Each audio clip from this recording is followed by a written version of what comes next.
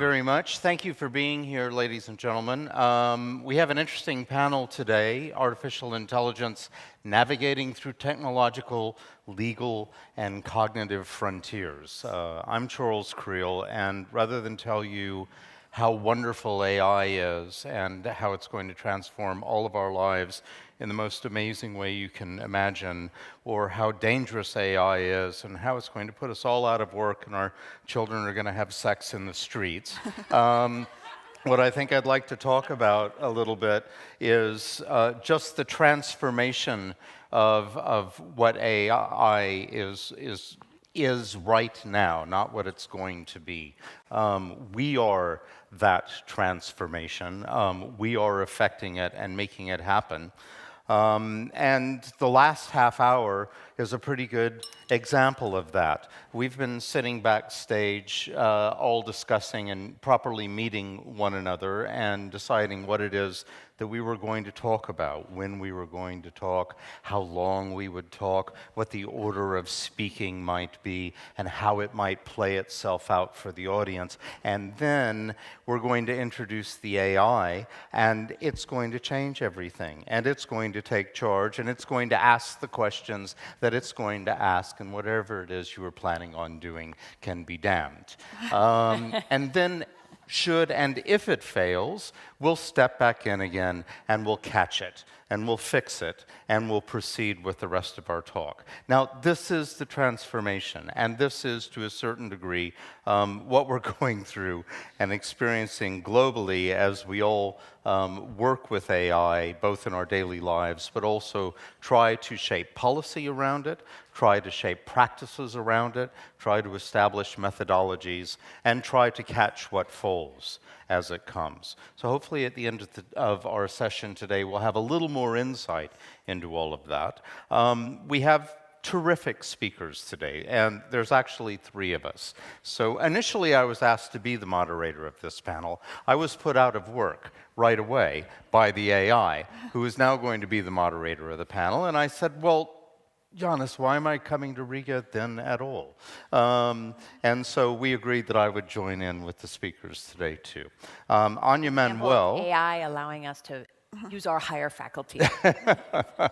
Indeed. Anya Manuel is one of our speakers. Anya is a former diplomat, an author, and an advisor on foreign policy. She's the co-founder and partner, along with former National Security Advisor Condoleezza Rice, Stephen Hadley, former Secretary of Defense Robert Gates, in Rice, Hadley, Gates, and Manuel LLC, a strategic consulting firm that helps U.S. companies navigate international markets. Anya is the author of the critically acclaimed This Brave New World, India, China, and the United States, published by Simon & Schuster in 2016, as well as numerous articles and papers. She's the executive director of the Aspen Strategy Group and Aspen Security Forum, a premier bipartisan forum on foreign policy in the United States. Now, I'm aware that I botched the Condoleezza Rice part of that, but we all know who she is. Barbara Bukowska is with us as well. She has been Article 19 Senior Director for Law and Policy since 2009. She leads the development of Article 19's policies and provides legal oversight across the organization. Barbara has extensive experience working on a range of human rights issues, including protection from discrimination, access to justice, deprivation of liberty, reproductive rights, and community development. In fairness to my 2 co-speakers today, I'll also read my introduction. Dr. Charles Creel is Senior Fellow, AI and Technology at Symposium Institute of Strategic Communications. He served as Special Advisor to the UK Parliament Committee on Disinformation and on the Online Safety Bill. He's the director of 2 feature documentary films, Data and Disinformation, Investigating Cambridge Analytica, and The Disinformation Age, Why People Believe in Conspiracy Theories, both broadcast internationally. He's currently writing and directing the dramatic series Rain Girl, created exclusively with AI music and with AI imagery. So I'm more or less an artist. I got here somehow. We'd all like to have a little talk about what it is that we do and try to put things into context. And then we'll enter a discussion, and then we're going to let the AI pepper us with questions, and before you get to pepper us with questions. So Anya will lead. Perfect. Thank you so much, Charles. Charles has so many roles on this panel that he's also told us he's going to tap dance later. Or juggle. I haven't decided. Exactly. Well, thank you for the introduction, Charles, and thank you to Yanis and everyone at NATO StratCom for having us here. Riga is such a beautiful city, and it doesn't get old to be in real life, in person with people who care about this topic. Let me start out by how I see the development of AI, because I see it at the intersection of technology and national security. And before we get into how it's going to aid, or in some cases impede or make communication more difficult, let me tell you how the US Defense Department sees it. I don't speak for the US Defense Department. I work on an advisory committee there. But here's how we see the intersection. And essentially, the way artificial intelligence is going to intersect with other technologies is what can make it both so powerful, but also extremely dangerous. So number one, cyber.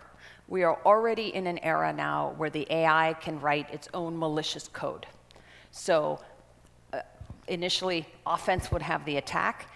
Now, I live in Silicon Valley, I live in San Francisco. There are a lot of cyber firms already working on integrating AI into their cyber defenses, and you've seen that used pretty effectively on the battlefield in Ukraine. But this is a race that's just going to ratchet up how many cyber attacks you'll have, how effective they'll be, how many zero-day exploits people will find, and it is just making that contest in cyberspace even more complicated. That's one. Two, autonomous weapons. This one you've all seen. We're here in the beautiful Baltic states. You've seen this on the battlefield in Ukraine, to a lesser extent being used by Hamas and Israel in that conflict. Drones are here, and they're here to stay. And whereas the first drone fights you saw were, human-powered, human-in-the-loop, if you will, you're already seeing now autonomous weapons having their own dogfights. You have a big program in the United States called Replicator to think about both aerial and undersea drone warfare. And I think this is where there's going to be a lot of innovation in the next few years. Three, nuclear weapons. There's a lot of talk about this, a lot of worry about it in the United States. I would tell you here, it is very clear that all the major military powers are going to keep a human in the loop of their nuclear weapons command and control. That's not the problem. The problem is that you now have so many sensors, different ways of locating the nuclear weapons, that it's upending the strategic balance and the kind of comfortable, if you will, criteria we had around how you store them, where you store them, how do you actually keep things under control. So people are worried about that. I would tell you, I was just recently in China. The Chinese raised this issue. They're just as worried as the US is. So that's one good reason that it's keeping us safer, actually. And the fourth, and this is, I think, the most dangerous and most important, is artificial intelligence is going to intersect with chemistry, and with biology in sometimes dangerous ways. In one experiment that was run now a year and a half ago, so on large language models that are completely weak and ineffective compared to where they are now, some researchers in Switzerland asked NAI to make biological agents, dangerous biological agents. Within a couple of hours, they had VX nerve gas, and they had 40,000 other agents, many of which we've never even seen before. So the way it intersects with these other types of weapon systems is what, from a national security perspective, has, I think, NATO worried, has the United States and all of our friends and allies worried. I'll stop there. Thank you. Barbara? Mm-hmm.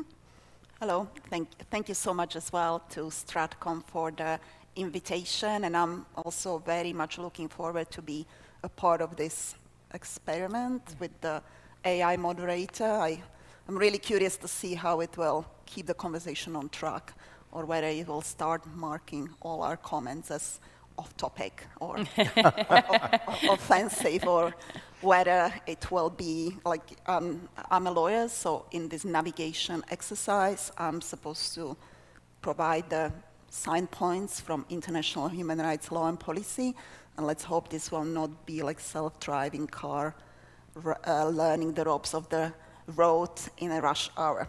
And so I represent Article 19, which is an international free speech organization, an international organization working on human rights and freedom of expression globally. And I'm not a strategic communicator, and I know the majority of the people here are strategic communicators, and we have a strategic communication team in our organization, and they always get horrified whenever lawyers get involved, because they think that we complicate everything and make everything so boring. And I think that they will agree with the people who were yesterday on the panel on where the lady, I forgot what was the title, who spoke about the chicken. And she said that we need to really make a convincing story how to sell our agenda. So my colleagues always say that we are unable to make a convincing story for human rights in this. So Anya already said what are the concerns for artificial intelligence use and impact on defense capabilities. But for human rights, the concern is not that much about what will be impact, but already what the impact is. Because to me, artificial intelligence is really just this successful rebrand of algorithms and data, uses of data and algorithms to infer certain human behaviors and also manipulate and affect how we exercise our human rights. So for Article 19, we already have huge concern how these technologies are impacting human rights, apart from just how countries and companies which are not friendly to human rights or who are adverse to human rights, like China, Iran, Russia, are deploying these technologies, but also the companies in control by those states are how they are developing these technologies, but also how states are using these technologies to violate human rights. And we are really concerned that this hype around AI is really presented in economic or national security or competitive terms, and the human rights considerations are totally ignored in these debates. So it's very much this global arm race to invest in these technologies, despite many repeated and also clear evidence that indiscriminate use of AI is having significant risk of human rights, including on freedom of expression. So just some really sort of high-level examples how it is already impacting human rights. It poses a grave threat to ability of people to protest and engage in civic and public space through facial recognition or through various technologies which identify people, and also connection between the databases is preventing them to exercise their human rights. It's in protest. It's also restricting ability of journalists and communicators to report on issues. It's obviously impacting our ability to move around the world without being spied on all the time. And these threats are also disproportionately impacting the marginalized groups or groups at risk of discrimination with this very Anglo-centric large language models to eugenic-based pseudoscience emotion recognition technologies. And then obviously there are also some of the geopolitical issues which Anya just mentioned on and I mentioned as well on these technologies developed by China or like Russia-based companies or the countries which do not respect human rights. So the threat to human rights is grave, and we really need strong systems and strong regulation based on human rights which will prevent these abuses, which Article 19 is pushing for on different levels. So maybe that I will speak about in the next one, depending on on the question from the moderator. Depending on what it asks, yes. Let's hope it asks us the question. I wonder if the AI moderator is going to be upset with us for being critical of it. We'll see. We don't care, though, really. Welcome to the Riga StratCom Dialogue.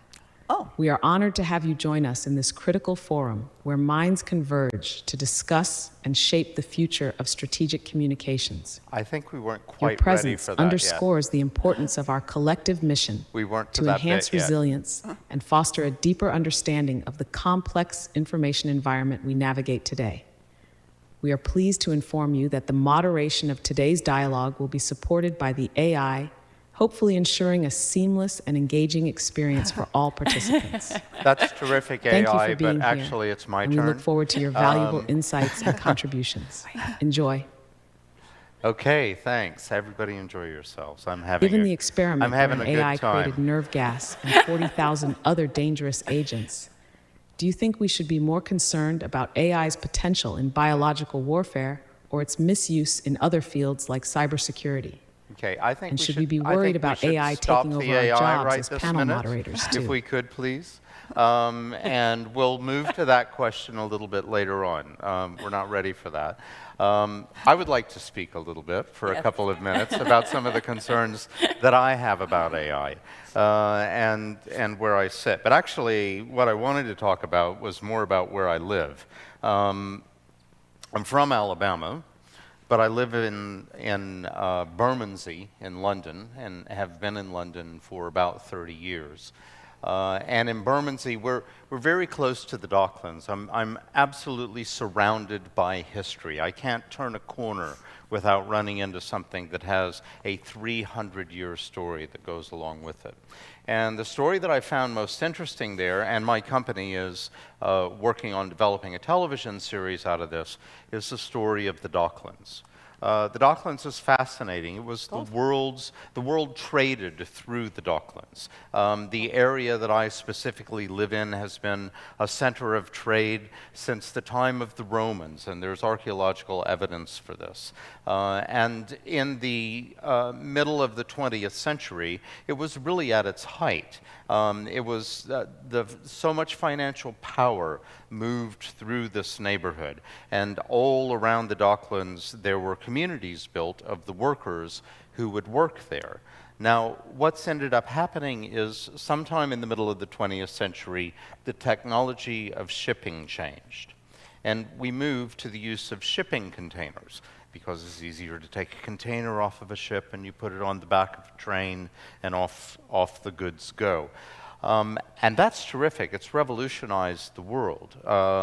At the same time, it killed the Docklands, because the Thames is not deep enough for the ships that carry shipping containers to make it all the way up to the docks that were built in the Docklands.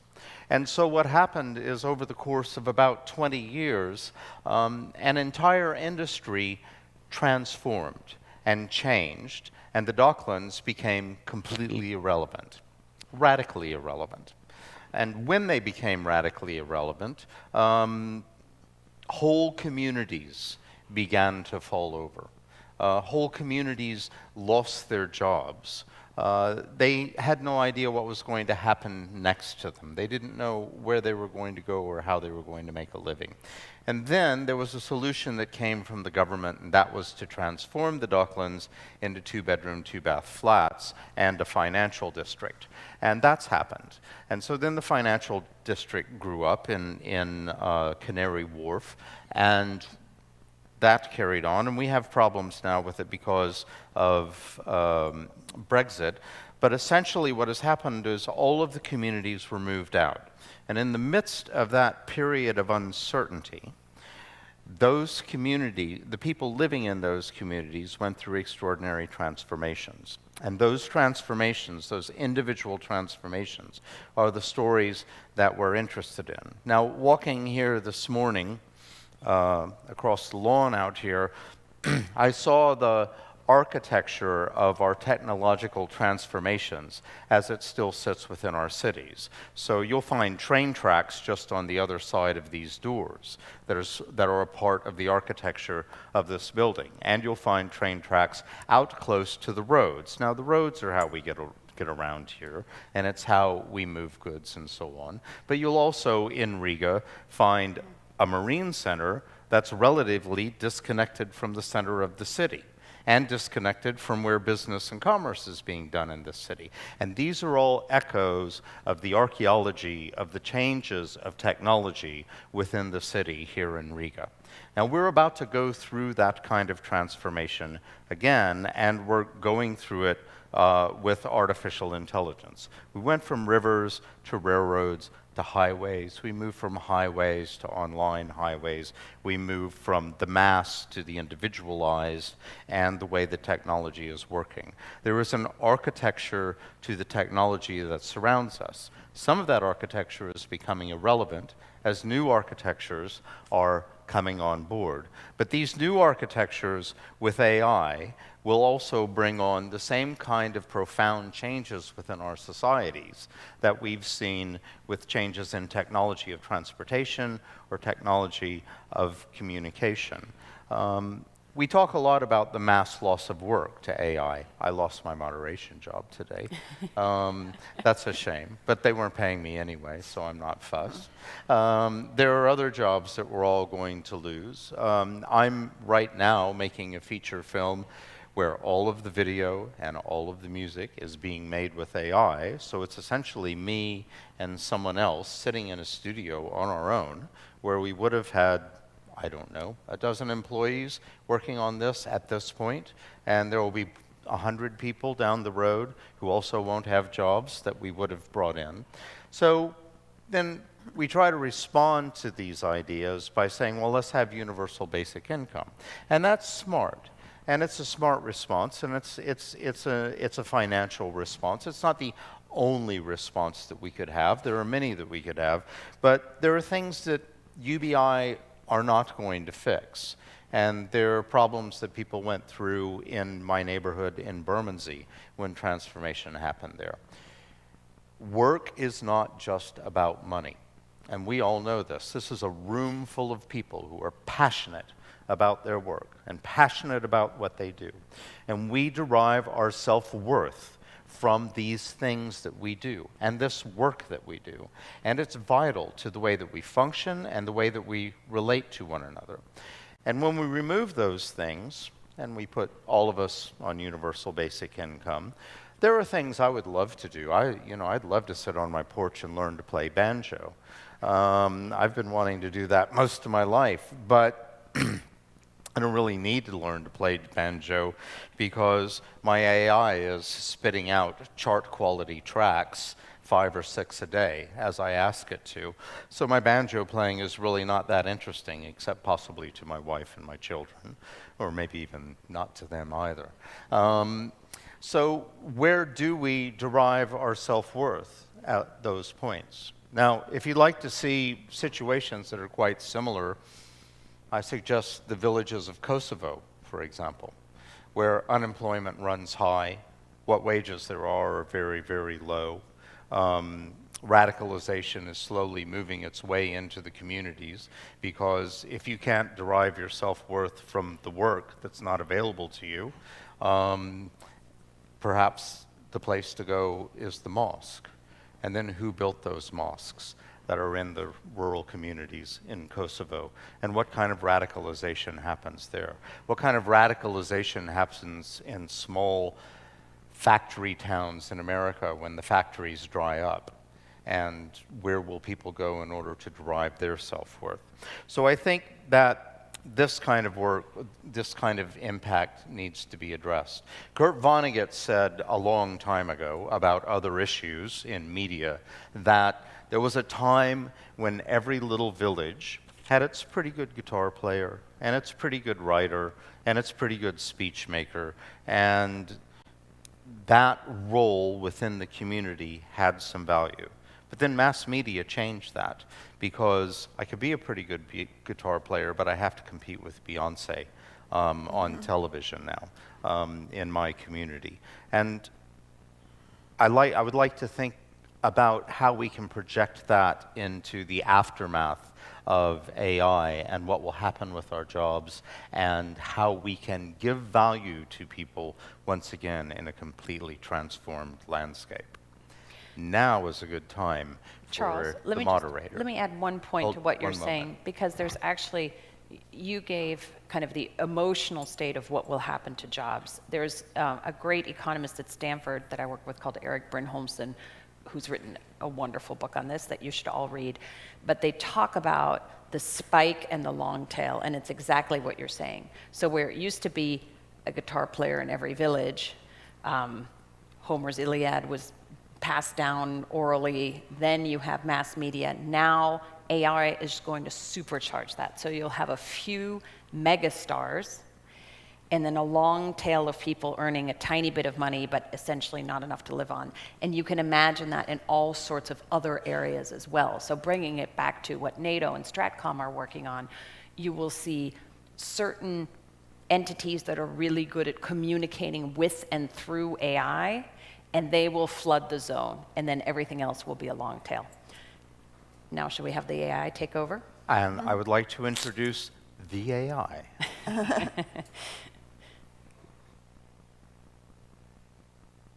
Apologies, Dr. Creel, for jumping in too early.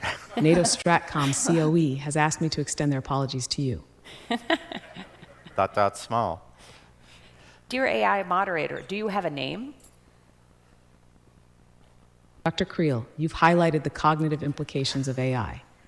Do you think the shift from mass to individualized experiences driven by AI could lead to a fragmented society? And if so, how can we mitigate this risk? I think that's a very long name. Yes, I absolutely do think that it can lead to a fragmented society, and in general, that's my overall pitch. I don't think it's... I would like to say that it won't be significantly more fragmented than, say, the peak and the tail that you discussed, and we could say that is there for influencers on social media.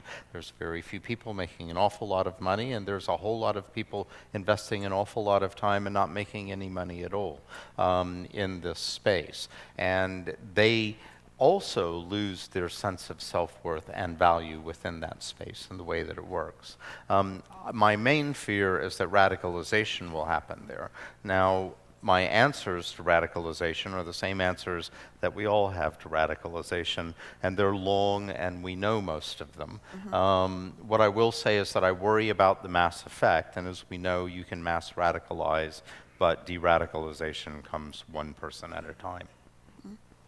Barbara, do you want to jump in on this question? I don't know whether it's going to ask me a question, but I think it's not only about whether it's going to radicalize the society, but what is going to be the social fabric of the society concerning, and what is going to be the role of the state, and what do we expect the state to deliver for the people. And always, like, I work on human rights, so for me, the human rights is really a contract between people and the state, and they have been introduced to limit the power, excessive power, and create some counterbalance in terms of individual rights.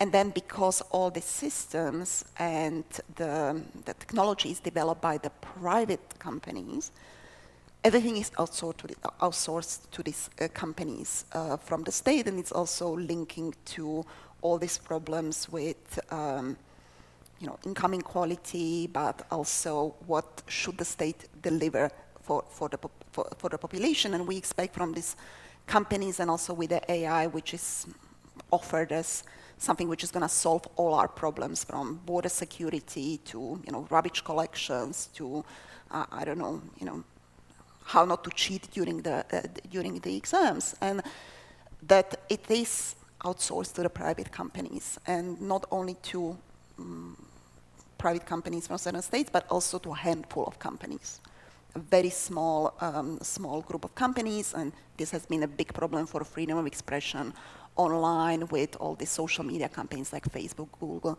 Twitter, or TikTok now, that are dominate the information space or the way how the people receive and consume the information, and also then how do they make decisions on what people can say online and how they employ the automated system to moderate this conversation, and what are the problems there for accessing. And then obviously AI introduces the extra layer of problems there. But going back to the states and what is the role of the state and human rights, that human rights govern the relationship between people and the states rather than responsibility of the private companies.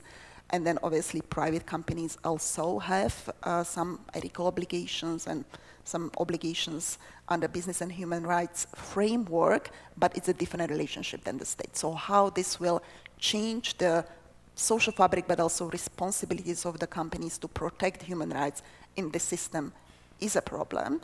You called it radicalization, but it is actually about these underlying social problems that lead to radicalization, the inequality, the access to resources, then also environmental impact, like you are no longer playing your banjo and you ask your AI system to create the music, but that's using so much natural resources, and then what is going to be the impact on environment, and what we heard yesterday, how the environmental problems are going to fuel geopolitical problems and security problems there. So I think that it is not just about like society being radicalized, but how the society is going to look like, and what are the rules, who is going to create them, who is going to abide to them, and who is going to enforce them, and how. So that's, to me, a concern. That's a really good point. Let me just add to that and to the AI's question about a fractured society. It isn't a fundamentally new thing that we're going to see, but it is going to supercharge everything you've already seen with social media. So I heard someone recently call it a liar's dividend. So if where we are now, or where we were 2 years ago when ChatGPT really started being used, is people have distrust in institutions, especially the press, and in our case, the US government, definitely the US Congress, you rush to believing only in sources that you think agree with you. So you increase confirmation bias, and AI supercharges all of that. There's a great survey done recently by a scholar named Andrew Collins and others about how do people perceive that if an institution uses AI, and it's super stark. The charts are like, if you're told that your police department is using AI, you trust it by like 30% less. If you think the tax authorities are using AI, you trust it less. If you think it's just, and part of that is people are scared of what's coming and they're uncertain of it, but they've also seen this play out over the last 15 years with other technologies to not great effect on our information ecosystem. It's interesting. It's a whole society issue. It's a whole society problem that we're being presented with at mass scale, and that's the scaling of it, scalability of it is one of the big concerns. And I wonder at our preparedness to actually provide whole society solutions. Right. I'll just add one, just because I saw it in the newspaper this morning. 58% of Americans think our economy is in recession. We're the fastest growing large economy in the world. So, yeah. Barbara, you mentioned the role of private companies in moderating online content. With the increasing power of AI, do you think we are heading towards a future where a few tech giants control the narrative? And how can we ensure fairness and access in this scenario? Good question. We are not heading to that future. We are already in that situation. And it's actually interesting that there is this gender, because when we were discussing what is going to be the gender of the moderator, it was unconfirmed. So now you are the only kind of diversity on the panel, which is clear that the gender diversity is not with what used to be. But anyhow, so it's also with the diversity of the companies and the control of the handful of companies already here. It's not the future we need to fear. It's already have been here for several years. And this is especially for social media companies, but it's with the AI is going that way. And that's what we need regulation about. It's actually not given that much attention when we speak about human rights protection, and Article 19 is one of the organizations is actually pushing for using competition and the market regulation tools to introduce diversity to the system and to break the power of this like handful of companies that have a dominant power over our free speech markets. And this, by the way, is, at least for the Europeans, traditional tool for policy regulation, because Europeans at least believe that it's diversity and plurality of the sources and of the outlets out there where you get freedom of expression to flourish. So we are working on it also from the competition perspective. So for those who follow the regulation at the European level, it's called Digital Markets Act, which introduces some important groundbreaking regulation in this area for online expression as well, and for those who are interested in how diversity can be used here, we are actually also offering some competitive process to it. So, for example, on content moderation, we are asking these big companies to unbundle their content moderation services under some overall regulatory framework from the state. So it means that, for example, for let's say Facebook, it means that it would not be just Facebook or Google or on YouTube who moderates and who does the recommender system on what you can see, but they would be obliged to unbundle these services and offer it also for other companies which users would be able to choose. And this would be also good for those markets where the different languages, and when they are already not sufficiently investing into the local context. So it means that, let's say, in Latvia, you as a Latvian could use the local moderator, that the regulator would certain rules. So I think that when we talk about human rights, to go back to the question, is not that we are just prohibiting censorship, but we are also looking at how this space can be not controlled just by one entity, and under the human rights framework, how other competitors and other aspects and other companies could offer better and human rights compliant services than these large companies. So it's interesting to me that you bring up the social media giants, Google and Facebook and Twitter. Yesterday we heard that they weren't that concerned with the amount of AI disinformation that was happening on the networks. How do you view that, Anya? Oh, I'm happy to speak to that. Look, I live in the land of these large companies. They're doing amazing things for the world, and they're also doing a lot of harm. And I think exactly as you just said, Barbara, in this space, we are allowing them to grade their own homework all the time. So OpenAI had a report out last week that said they have disrupted 5 very large disinformation campaigns on their platform. And then followed it up by saying, but it wasn't that bad. But there's not really a problem. And by the way, we've taken care of it, but we don't know that, right? And let's talk about what they are. It's Russian disinformation, very actively targeting you all here in the Baltics, targeting Ukraine. It's Iranian disinformation, it's Chinese disinformation. I mean, it is not by chance that most of the global south is on Russia's side, not Ukraine's side in this terrible conflict that's going on.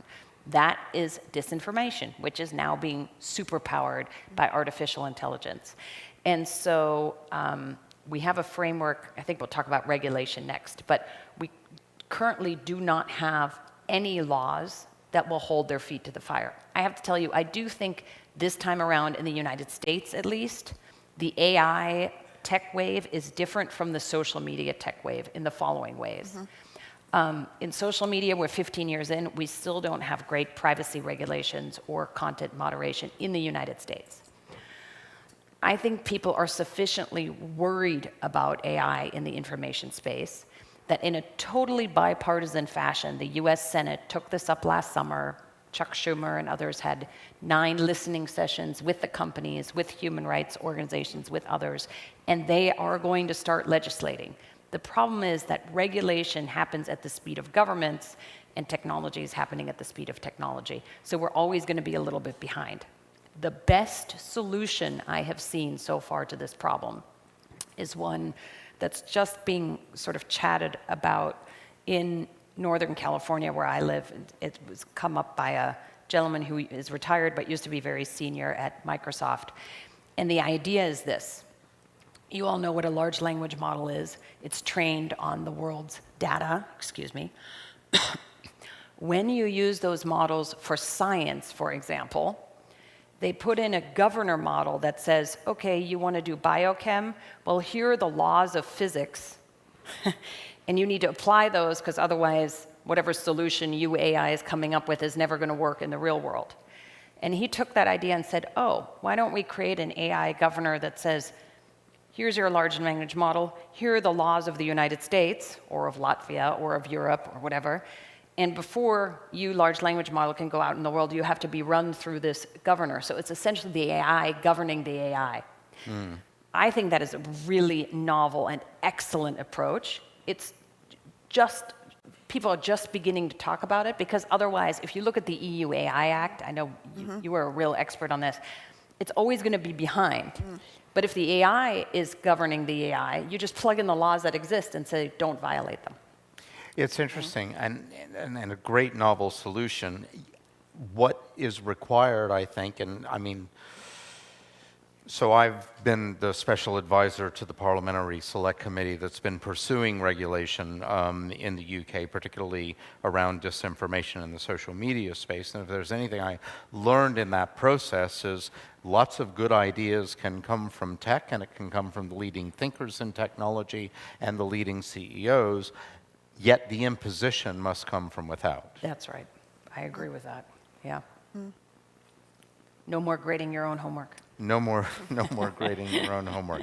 Does the AI have another question for us before we go to questions from the audience?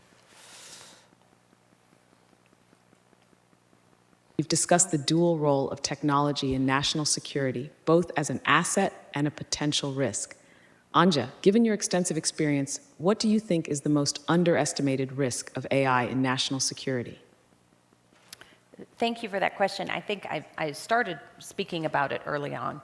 I do think it's in the information space. I think it's what all you are working on day in and day out. The other risks I talked about, cyber, drones, nuclear to a lesser extent, bio, those are all very real. But there is already extreme concern and therefore extreme clamping down on those models in the West. So the US and our NATO allies are thinking this through very carefully. I have to tell you, I don't know if they're telling the truth, but when I was in China recently having some private conversations about this, they also seem extremely worried and therefore willing to slow down the development of AI at the intersection of national security. I do not know anything about how Russia sees this or what happens. Do you have an arms race? You certainly will have one in cyber. You might have one in drones. Does it happen for the other technologies? I don't know.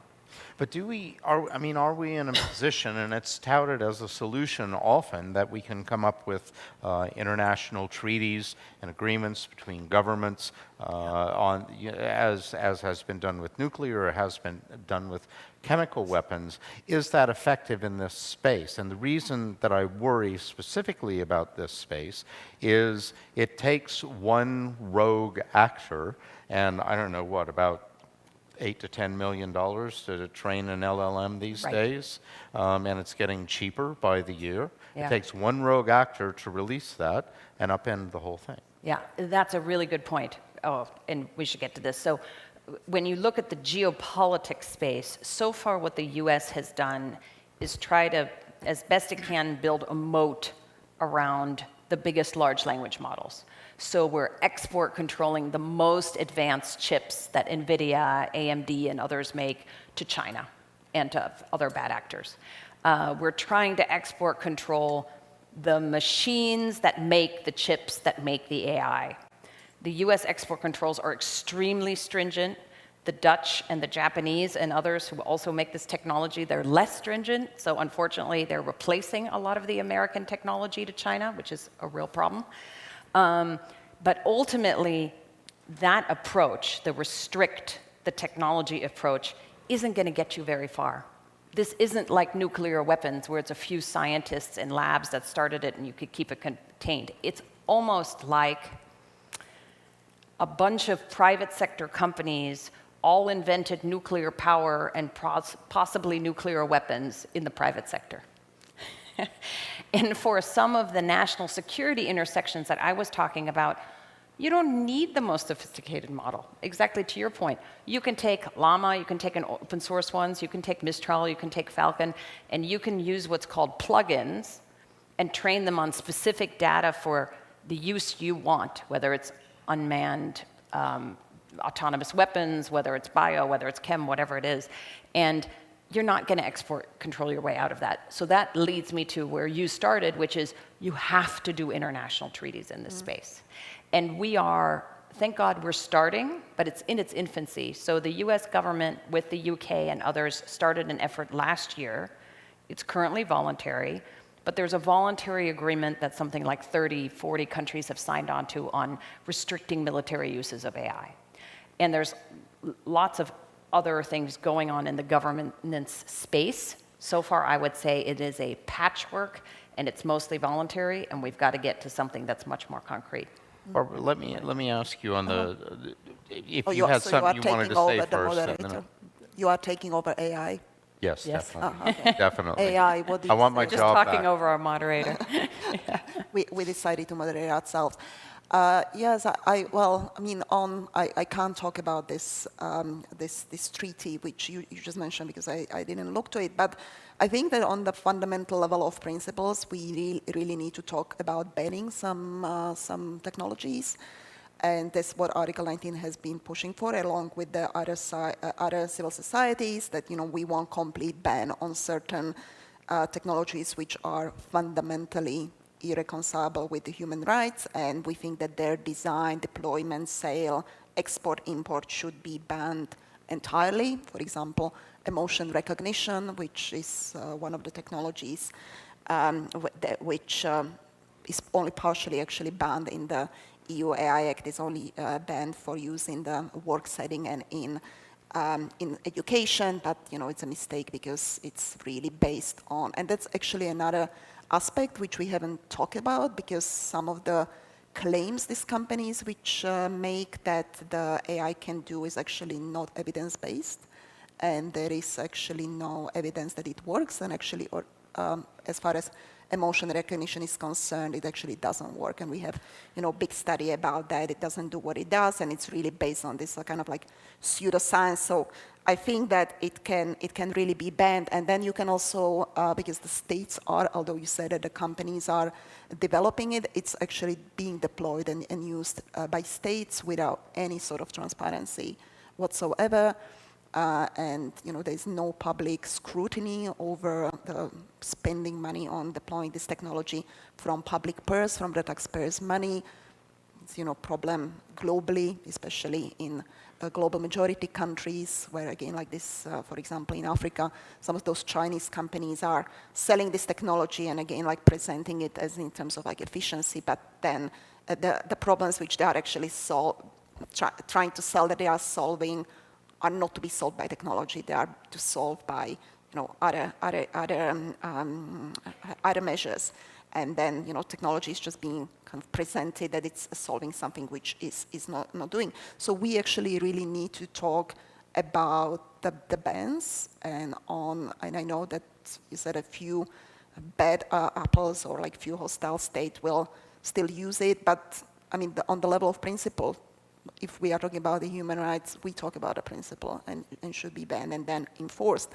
But also, what is also underexplored is the role of technical standard setting bodies, and when these technologies are being developed. If they are not developed with human rights in mind, human rights will not be protected when this technology is deployed. So I think we need a holistic response to it rather than just like looking at one aspect of the issue. Let me ask you, and we'll get to you in a minute. Let me ask you about open source a little bit and the relationship to what happens when we try to regulate, and I hope we do try to regulate and that we push that through. Now, on my, and this relates to what both of you are saying, on my laptop, I run several different LLMs, and all I have is a standard M1 MacBook Pro. It's about 2 years old and about 3 generations back now at this point, and run LLMs producing video, producing music, producing really heavy tech, heavy processing, heavy stuff, and it's not a problem. You know, I have to be patient, but it'll run it. And I'm not connected to the internet whilst doing that, so I'm not dependent on any outside processing or technology. And it's all open source, and there are no limits on what I can do or what I can produce from it. When CEOs from AI companies speak publicly about regulation, they mostly, to my ear, are talking about trying to regulate out open source. Now, can that be regulated out? Also, are we really just looking at another group of CEOs asking for the right kind of regulation that effectively is going to try to shut down competition, but also not be terribly effective? And do we have answers for how we might deal with this? Because open source, again, in the hands of rogue actors is powerful. Yeah, I would say getting back to this idea, which is really the best idea I've heard in this space. If you have a governing model for AI, doesn't matter if the underlying model is open source or LLM or whatever it is, it gets out of that whole dichotomy, which we need to. Because, by the way, everything I use is open source. Everything everyone in the global south uses is open source. Doesn't matter. Like ChatGPT 3.5, which is one version less than what's doing this AI moderator, is plenty powerful enough to do what I need it to do. And so that's why you actually can't just have, you need the laws, but I worry now that a lot of the tech companies, the good ones, OpenAI in some cases trying to do the right thing, Anthropic is really trying to do the right thing. Last time I talked to them, they're talking about creating their own constitution for their AI, and as a lawyer, and now retired lawyer, I said, we have one of those. Yeah. It took a war and like a lot of effort to get there, so why don't we just use the one that we have? And make sure that any AI model has to apply it before it's being used. So you automate the regulation. Because I do think, I would love to hear your view on the EU AI Act. Whenever I have engaged on it, it's, in a way, it was drafted even before the big LLMs came out. So they're constantly playing catch up, as are our regulators, as are the UN and others. So I think we could move to some questions from the audience, if you're ready for that. Did you have something you wanted to say? Sure. I don't know whether it wants to ask us anything else. AI, would you like to ask us another question? You're being the most polite, the AI narrator. Well, I was really curious about that, but like, you know, about AI, it's just like AI, like, you know, one thing which the AI actually asks you, like, what is concerning or what is unexplored problem. I think that for the AI Act, for us, the problem is that it actually regulates the situation differently for the EU and then for the other markets. So it makes distinctions between what rights are applied in the EU and what rights are applied outside. And it's basically impacts people outside of the EU, even for the EU companies, differently. So it doesn't stop you. So when in the EU, on the AI Act, you will have to have all these obligations, which you will need to meet, but then it doesn't require you to follow the same rules outside of the EU. And then there is like a lot of exception, and obviously like here is national security and law enforcement, so it makes a lot of exceptions for national security and for border control, for the migrants, so that's the problem for us on a matter of principle for human rights, because the rights should apply same for all the individuals, not just for those who are coming out of the EU. So that's given the problem. growing distrust in institutions exacerbated by AI, do you think transparency in AI's decision-making processes could help rebuild trust? Or should we just start an AI therapy group for humans feeling betrayed by their robot overlords? You know, that's very funny. And, you know, Charles, you... But yes. You made actually, because Charles made this big talk about where you are from, right? And how your city was changed by technology. And I was actually thinking about it because, I should probably say where I'm from, but I'm from Czech Republic. And on Monday only, we celebrated 100-year anniversary of Kafka's death. And Kafka is from Czech Republic, although, Czechs usually don't know what to make of him because he's minority from minority. And he was actually a lawyer, by the way, who worked for insurance company out of all places, so probably explains why all this absurdity in his place, because what absurdity any insurance company, especially the Czech one, can produce has no comparison anywhere else. But I think that he was, and this is actually answer to this question, because he also talks about all this plight of disempowered individuals in this confusing system from which you can't escape.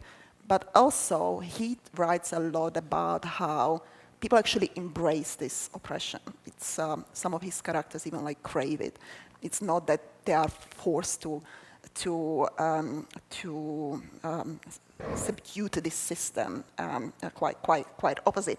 And that's actually remind me a lot where we are with the AI now, because when we believe that only if we give people agency, only if we give more transparency and tell people how this is used, everything will be solved. And that's actually a mistake. And this is used also for the privacy often. Only you have to remember millions of passwords, complicated passwords for every single site you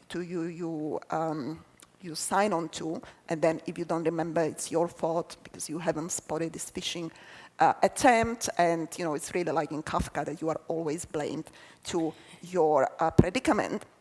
So I think that transparency will not solve everything. Actually, and it's a falsity, and that's actually what Kafka kind of implies as well, because he says that it's the system which oppresses the people. So we will not if we give autonomy and transparency to individuals, everything will be solved. Quite opposite, and that's really the case for human rights, that we need a strong system with strong accountability mechanism, with very good enforcement based on human rights, that will solve the problem, not just giving people more information how this is being used. That's only a part of the solution. Transparency should not be just for the sake of transparency. It should always serve as a tool for accountability. And unless transparency is used accountability, it will not solve everything. Boy, I agree with that 100%. And it's not just transparency, but you just need, the basic thing is, let's start with sourcing. When I have ChatGPT write something, I would like to know where it's getting the information, so I can, in my boring, human, slow, lower faculty way, can go back and say, okay, is this a source I trust or not? That is actually not a very difficult thing to do technologically. They could implement that. To the second question about, what was it? Do we need therapy groups for our AI overlords? I don't think we need therapy, but what we do need really now, like yesterday, is education. So I'll give you an example. My son is in high school in San Francisco. The moment ChatGPT and others were available, they all started using it. Month 1, the high school said, you can't use this because it's cheating. Well, that had 0 effect. So month 2, they said, okay, we're going to teach an ethics of AI class. We're going to both teach you how to use it effectively, and we're going to change all of our exams and our papers to make you interface with it and see where your unique human faculties are. That's where this needs to go. This is a tool like any other. And so you need to teach, I think the fastest growing job in the next 5 years is going to be AI prompt generator and operator. I could not make the films that you make with AI because I have no training in music or video. You can do that because you are an expert at speaking to the AI about your field. It's a fundamental that AI has bad taste, and so do most of the people hammering prompts into it to try to get art out of it. Yeah. Yeah, it's absolutely Oh, true. but you know, I think that education is important, but also education plus. Because even when the best educated people are, you can like train people a million times and they still make stupid choices. Yes, it's even, not in lieu even of regulation. if you remove all the manipulation, all the deep fake, people will still make mistakes and do stupid things. Or even you give them a lot of rights, you know, they happily give them away. Even with this opt-in, opt-out, the companies like, you know, sometimes give the opt-in, but people still happily do it because of convenience. So I think that education and the empowerment, it still needs to be a part of the package, not just like believing that when we educate everyone. And it also goes to like a lot of naivete about like, you know, yesterday when they talk about, the one panel was about Russia, like we think that only we can educate all the Russians so they will know that all of this is false, they will do, otherwise it's not the case. Right. And also, like, I'm from Eastern Europe, so I'm programmed, because I grew up under communism, so I'm programmed. If my government tells me now, 30 years after the fall of communism, my instinct is not to trust it, you know? Or even I remember when I moved first time to the West and somebody says, oh, people will no longer believe in the media. It was a shock in my life, because I was like, why would you Nobody believe believes in the media in the media? first Like, place. you know, it's the last thing I will, you know. And this was so prevalent during the pandemic when, you know, in Eastern Europe, people just didn't believe in what the government was telling them because they are programmed on it. So I think that education is only, will take us only as far. And that's why we need to have more than that. And we need to have more than media literacy. And again, like my answer is human rights and strong human rights protection based on those already existing human rights treaties rather than creating something new each time we are faced with a problem where we already have solution to. We just don't want to apply them. We speak a lot about building resilience, and it's important to remember that resilience is built on a solid framework, and that solid framework has to be present, just like building the body needs to have the presence of a solid skeleton in order to work effectively. I'd like to try one more question from the AI, if we think we can get one, and then I want to move to audience questions, if we could. Panelists, the benefits of open source technology were highlighted, especially its independence from internet connectivity and external processing. Given the regulatory challenges discussed, do you think the advantages of open source AI outweigh the risks of potential misuse? Or are we just opening Pandora's box with a Wi-Fi connection? That sounded like a question from a CEO of an AI company, actually. You want to take this one? I think that Pandora's box is open, and it's not necessarily attributable to open source. That the problems of AI are there, whether they're commercial or whether they're open source. And it's something that we fundamentally have to deal with, and frankly, I don't have answers for the open source problem.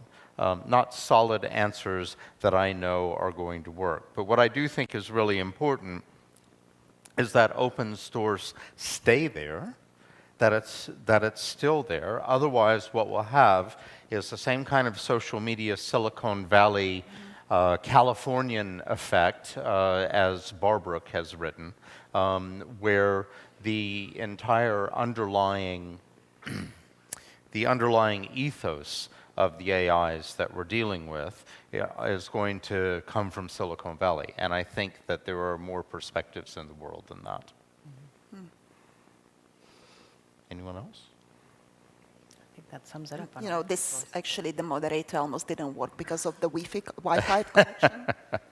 So I don't know what Gunnar says. He told us that, you know, last minute, if there is no Wi-Fi, this is not going to work. So I'd like to go to some of the questions from the audience because there's some interesting things here. I'd like to, there's a lot about war, and we'll discuss that.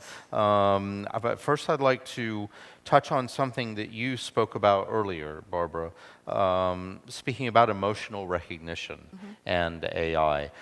I wonder if generally you might explore that topic, but also, and I think you may have answered this to a large degree, but the question is, what's the argument behind banning this or that AI technology over the human rights concerns?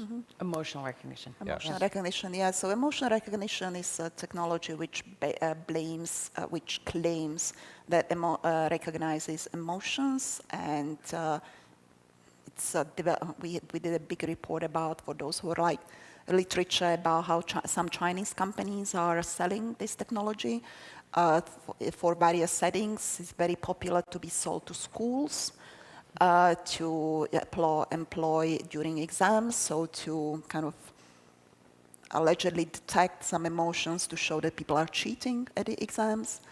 Or it's used in traffic control to say that from certain emotion you can deduct that somebody will cause a traffic accident or will, like, drive very fast. Concerningly, also in the EU, there was a project which would show how people are allegedly cheating on their immigration applications. So it's a technology which is, being sold quite largely.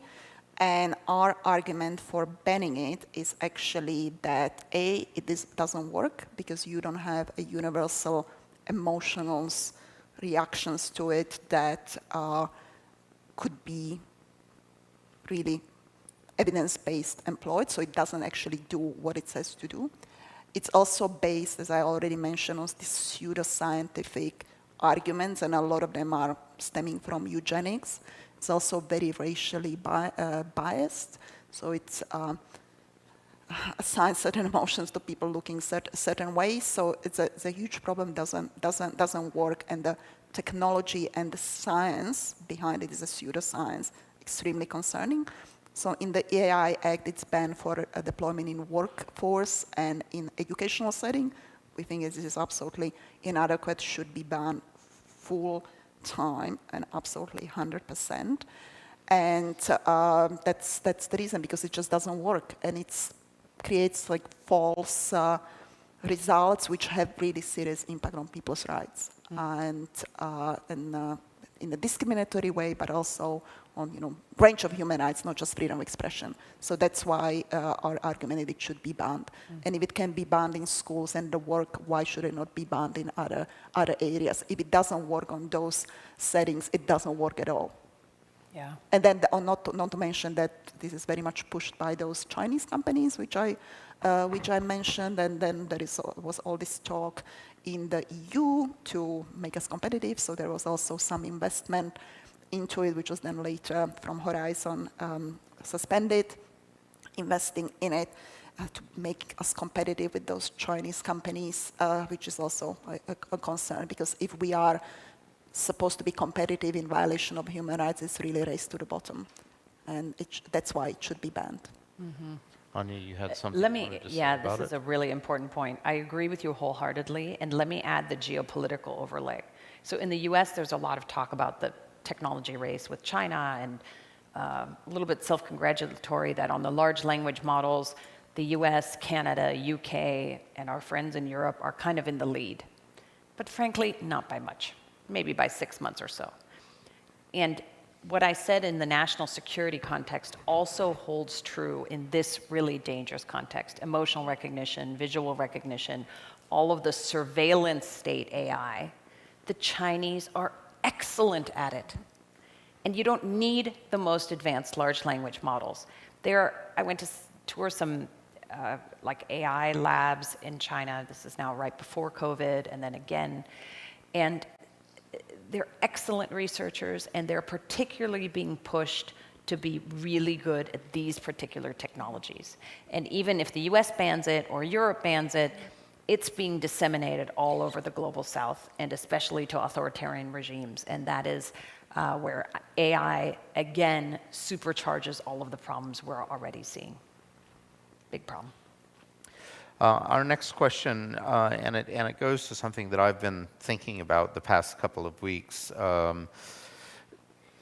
we've seen some reports come out about,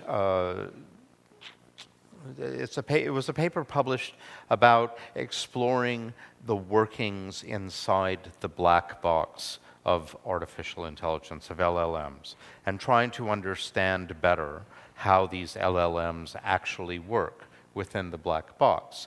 And I read this article, and rather than thinking, oh, that's exciting, it's nice that they're figuring out what's going on in there, I thought, oh my God, they don't know what's going on in there? Is this true everywhere? So the question is, companies often attribute negative events to the black box nature of AI, blaming the input and output nature of AI. How do we hold them legally accountable? And I like that question, but I'd also like it if you could explore black box just a little bit. Okay. Well, I think exactly as you do, that the black box nature of AI should not be a shield. You're like, well, I didn't know what it did. Well, you put it out into the world. Yeah. If you put a virus out into the world, sorry, you're So let's responsible. answer this. Do we generally not know how it absolutely works? Yeah, that's right. That's right. Yeah. And the more advanced they get, the more, it's just like how we don't know how the human brain works. I don't know quite how I'm taking the input of what you're asking me, and then my brain is coming up with responses, maybe not the right ones, but that's what you're seeing with AI. So here's where we come back to regulation and why the regulation has to be more automated. You do need to hold the companies to account for the stuff that's coming out of the black box. And in the United States, that's called a tort standard. There are laws for this. We don't have to reinvent the wheel. You say, okay, you have to demonstrate that you have taken diligence with basic safety features, and if you have, then there's a presumption that you're fine, and if there's not, you're going to be sued. So you have a negligence standard, a gross negligence standard, whatever it is. You can apply existing laws to what's going on here. I don't know what you think. Barbara, do you have a thought on that? Yeah, I agree with Anya, and also it's this regulatory standards, but also what sort of mitigation measures then you need to introduce to reduce these risks, because that's another layer. So it's not just knowing what the risk is, which is one, but also how you are mitigating them or where you are capable, and then you don't put them out if you can't. There's a question about whether we think AI or more... Charles? I'm sorry? Yanis has a question. Oh, sorry, Yanis, yes. And since he's our leader bringing us together. Well, sorry. I wanted just to probe a little bit on this regulatory framework, where obviously we're creating something very powerful. We think immediately about the regulation, and I agree that's a good thing to have. Yet, when I look, for instance, at AI Act, which is like not a technological regulation that you're suggesting, but a more like human approach, there's no way to escape the fact that it is very likely to limit the ability to innovate with AI in this particular regulatory environment. So back to your point about China leading in emotional and other surveillance technologies. How do we pin in then this fact that we want to regulate so that AI works within the limits of values we want to be living in, yet somewhere else there's no such kind of regulation that might in fact create an effect where self-constraining, they're not, and they have an ability to actually supersede. And then thinking about the power of that technology, it might end up being the question of whoever's AI is better, and our regulatory framework will be just superseded by the other thing that is just better. How do we deal with that? Yeah, it's a great point. That is a real danger. It's actually happening, and we still need to ensure that our values apply to the AI that we put out. This cannot be a race to Armageddon. And so someone needs to start thinking through carefully. I'm going to become really unpopular at home in Silicon Valley.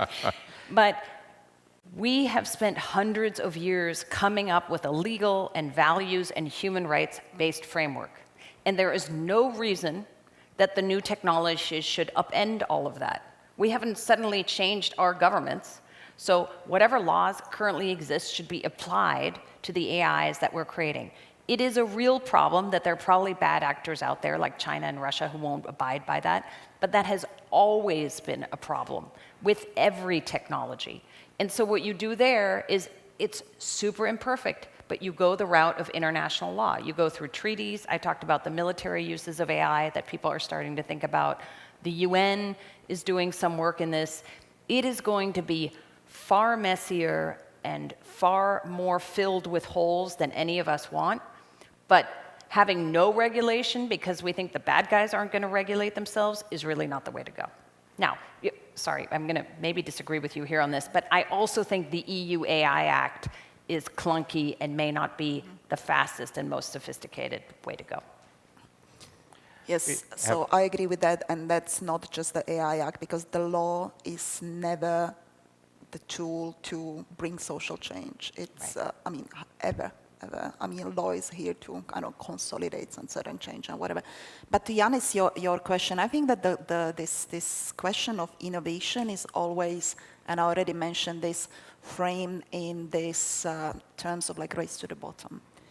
And if we are, and we don't see it actually for some other significantly impacting technologies. So if we talk about, I don't know, not nuclear race, but human cloning, right? So we are not concerned about how competitive we are going to be and how innovative we are going to be with the human cloning as compared to the Chinese companies.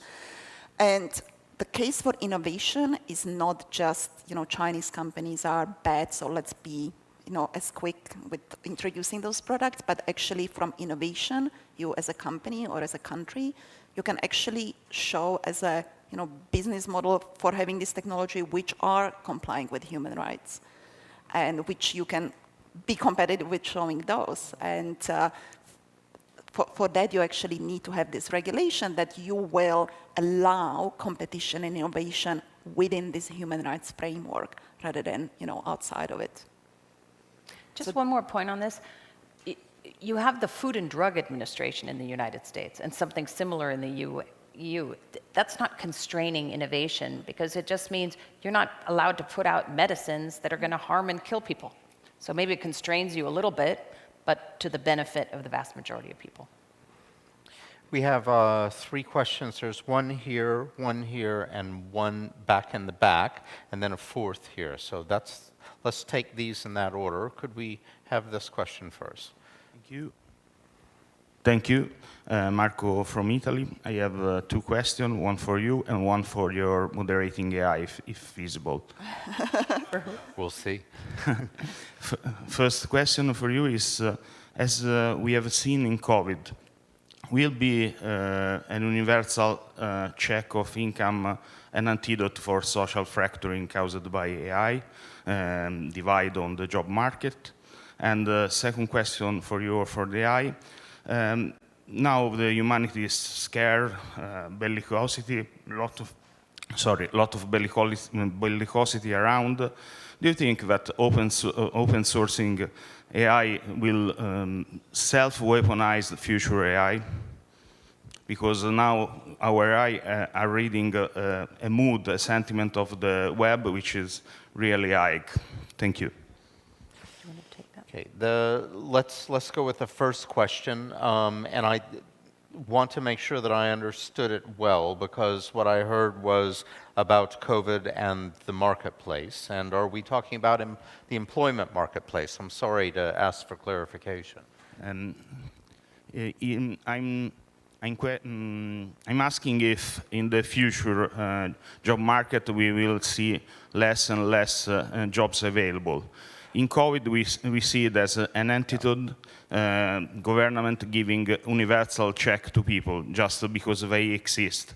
Do you foresee this trend as an antidote for job lessening in the job market for future AI employment? So I spoke about this a little earlier, so I just addressed it for a moment, and then Anya would like to pick up on it. I have a 5-year-old who I am doing everything in my power to provide a great life for and to prepare her for life going forward. I give up so much I can't begin to talk about it.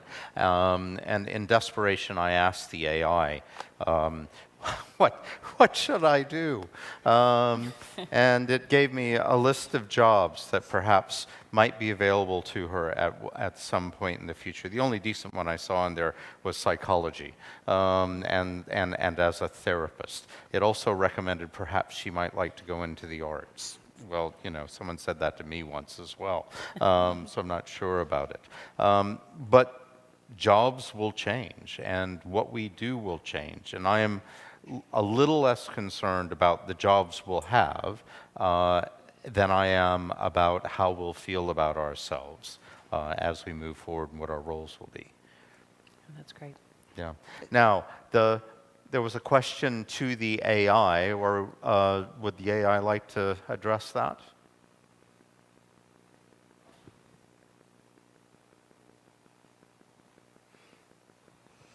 So clearly, Open the source job of AI moderator- models, while beneficial for transparency and innovation, present significant risks of weaponization.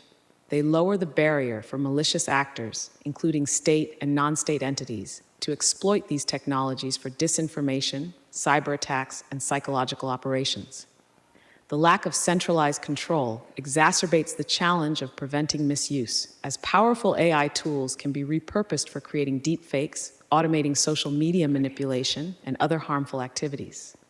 Mitigating these risks requires robust ethical guidelines, collaborative security measures, and increased awareness to ensure responsible development and use of open source AI technologies.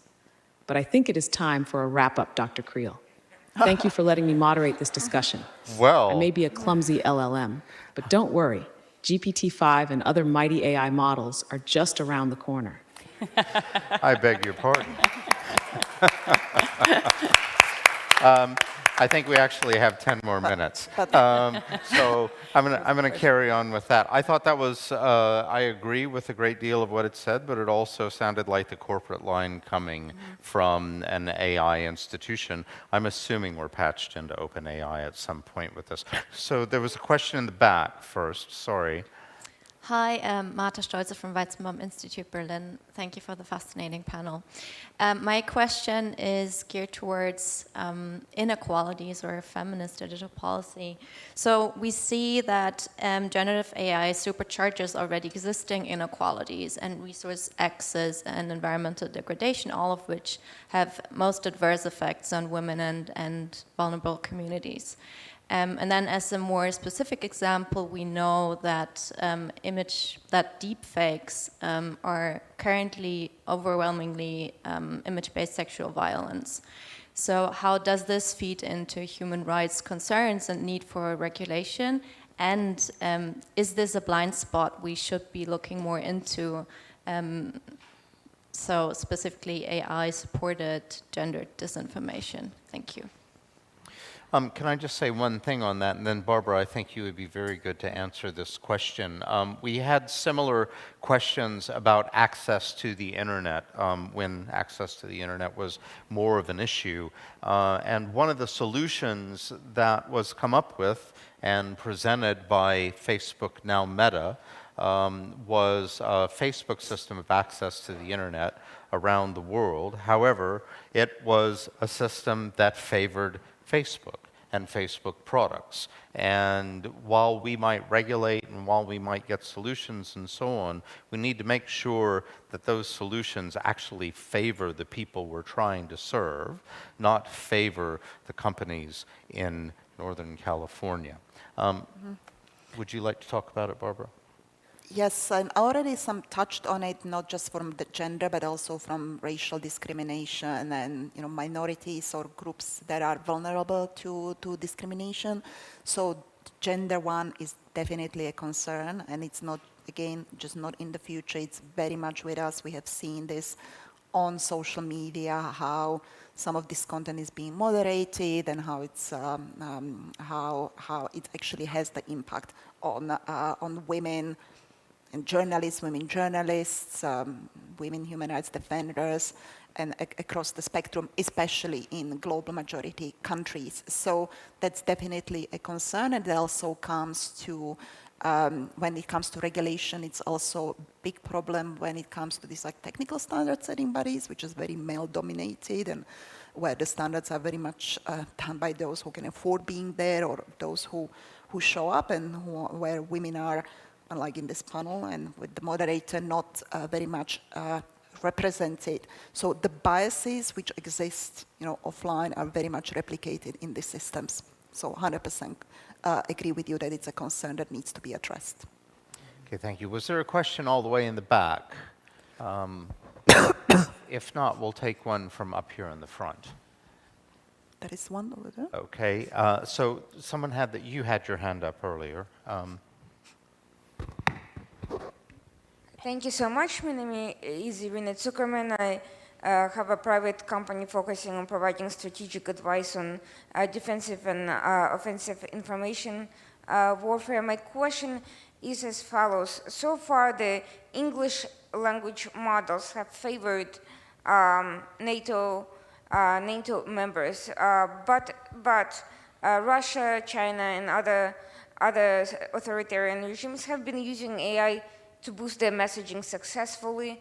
To what extent can NATO do the same without violating the norms of big social media companies which have been taking down US-based information operations, for instance, aimed at Central Asia and other countries?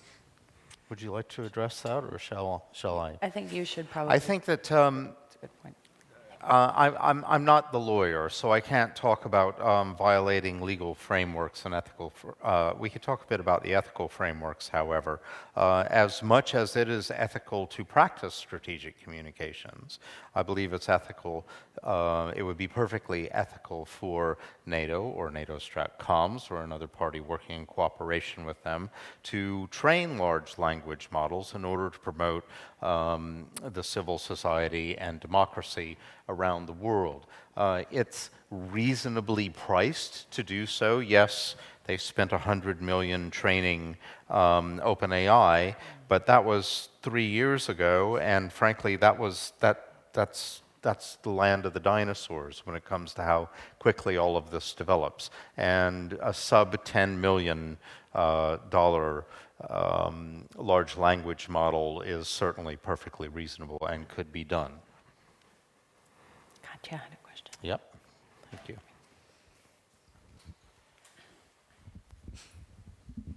Eva Jovas, I'm from Latvia, but currently working in Ukraine for digital ministry. I actually wanted, because Yanis stole half of my question, so I just want to still keep drilling the points he raised. And I actually was inspired by Anu Bradford's lecture, who has written on this geopolitical context and competition, where she clearly, I think, very well kind of explains technology in US is driven by market, yes. Technology in China is driven by state, yes. And technology in Europe is driven by rights. Yes. We clearly are lagging behind. We are being blamed in Europe for not innovating enough, but just regulating. And that has a strong correlation. And I don't know, maybe just self-perception may be true. On the other hand, we understand that there is this huge geopolitical collision now. And then who's going to win that, who's going to conquer the territory will be, the one who's going to set the tone. And I think somehow that, American business-driven innovation, when you go to business community events like these, you don't hear anything what we discuss here. There is so much, I'm attending some trainings, how to use AI. It's all about how do you scale, how do you use data, how are you successful in business? To be successful in business is nothing of, what we discuss here. Values are mentioned, but they don't get monetized. So I wonder, I'm pushing back on you on how you see in Washington to square that value, profit, and winning geopolitical race. You know, Eric Schmidt wrote this 800-page long Congress report. It was all about that. We have a minute and a half, so I'm going to cut your question off. Would you like to answer that, Anya? It's so nice to see you. Thanks. That is the billion-trillion-dollar question. It's very complicated, and there's not a clear answer because this innovation has come mostly out of the US, and the US has a very business-friendly environment. And to your question earlier about gender discrimination, it's no surprise that you have the AIs being more discriminatory because as you have seen, I'm seeing this gold rush unfold in real time. And there are a few senior women at the big AI companies. The CTO of OpenAI is a woman, the president of Anthropic is a woman. But they're getting fewer and fewer and far between, and as there's more and more money, it's all male. And to your point, it's all business dominated. And you can hand-wring about that, and you can have a more European approach, but it's not where we currently are. So unfortunately, we're stuck in this system. And so I think some of the solutions we three have suggested here for how you would moderate a pure capitalistic rush for this stuff is a way to get started. It doesn't mean it's going to be perfect. Thank you. So Can we have just one thing to very add? quickly. Because you said that it's like as if it was, well, I don't agree that regulation in Europe is driven by rights. But even if it was, what is wrong about it? Because as I said, rights is about limiting the abuse of power. So it's limiting the abuse of power by the states, as you said in China, or the abuse of power in the market. That's a good thing. So that's something we should be proud of, rather than just, well, Europe is bad because we are just about, human rights. So if the rights and value system and democracy is like export product for the EU, yes, let's make it something which is really valuable, rather than we just need to compete with China and US companies. Okay. So I think I disagree with that. Okay, we're over time. Thank you very much. We're over time now, so I'd just like us to wrap up in a sentence or two, if we could. And Barbara, perhaps you would start first. Yes, I think that it's showed that the jobs that are being lost, it's not being the role of moderator, because we, still have ability and took over, and the AI played very limited role. But I really want to encourage everyone not to think of human rights as after thought, as something which needs to be sacrificed on the basis of national security or market or the states, and really make it the basis for the approach to AI now and in the future. Yeah. Anya? Thank you all for having me. We have been very negative about AI on this panel. I would just encourage you to think of the technology itself as neutral. It's like the megaphone. It makes everything louder. It's like the printing press. So it's up to you all in this room as communicators to use the new tools you're being given for good and to help embed all of our collective values in those tools. Thanks. And I would say that, the AI, with an S, plural, governments and the companies that make the AIs are there to serve us. We're not there to serve them. So ethics should be fundamental and foundational to this practice. Thanks very much. Thanks for everyone being here.